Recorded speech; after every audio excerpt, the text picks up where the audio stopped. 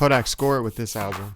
I'm really fucking with 9 out of 18 songs, including You Ain't Never, Tunnel Vision, Core Links in JPay, Off the Land, Up in Here, Patty Cake, Feelin' featuring Jeezy, Why They Call You Kodak, and There You Go.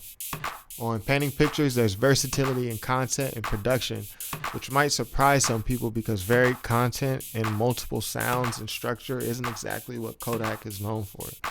Painting Pictures serves up a few poppy, bouncy, hood, drill-esque songs like 28 and Patty Cake. I think I even heard a dancey, soul-lection type future sound beat on here on Off the Land. And this album is humorous in nature lyrically and accurately captures Kodak's sense of humor and wit by way of word association. I laughed out loud at certain parts in real life multiple times throughout this album as Kodak sneaks in his signature humor through metaphors and similes. There was a line where he says on You Ain't Never, my pockets look like a pregnant lady, like she ready to pop. Patty Cake, I clapped the nigga like Patty Cake. Like what? Like what? I love my baby girl, pussy ball, call it Caillou. Like y'all know who Caillou is? But yeah, certain points on this album, Kodak, he has this way of delivering his verses and his lines in a way that gives him humor, and I think sometimes unintentionally. But on this album, I feel like he learned how to direct that humor and how to channel it and make a good song out of it. Despite the album's playful, humorous nature, Kodak simultaneously touches on several hard topics regarding death and loss. Kodak speaks to his lost homies on Core Links and JPay.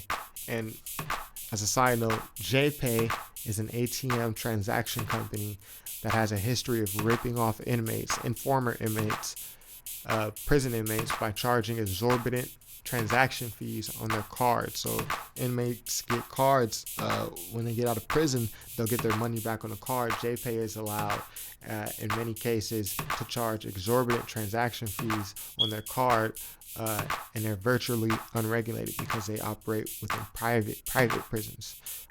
So yeah, my friend pointed out that vocally Kodak sounds sad and distracted on this album, and I considered that as I was listening a couple times, and that added another facet to my perspective on this album, which is Kodak creating this album consciously knowing that prison might be impending.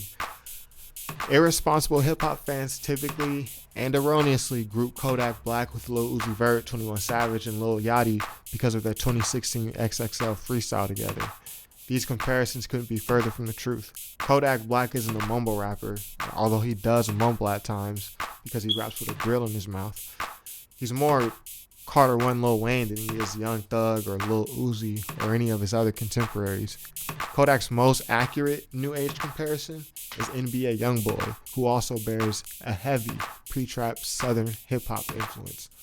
I don't know how you can be a fan of pre-trap southern hip-hop and not mess with Kodak Black's music a little bit. Kodak is a direct influence of Cash Money, No Limit, Boozy and Webby, etc., etc. As a final verdict, Painting Pictures is an enhanced accumulation of the best aspects of Kodak's past projects, including his humor, his accented flow, beat selection, word association, clever word association, and rapping ability. It's refreshing to hear Kodak over non-typical trap production. His wit and humor allows him to carry this 18-track album on his shoulders. Even with a nasally delivery, Kodak manages to hold his own for 18 tracks without becoming dry and boring. You may not be a Kodak fan, but it's time to give him his props for Painting Pictures.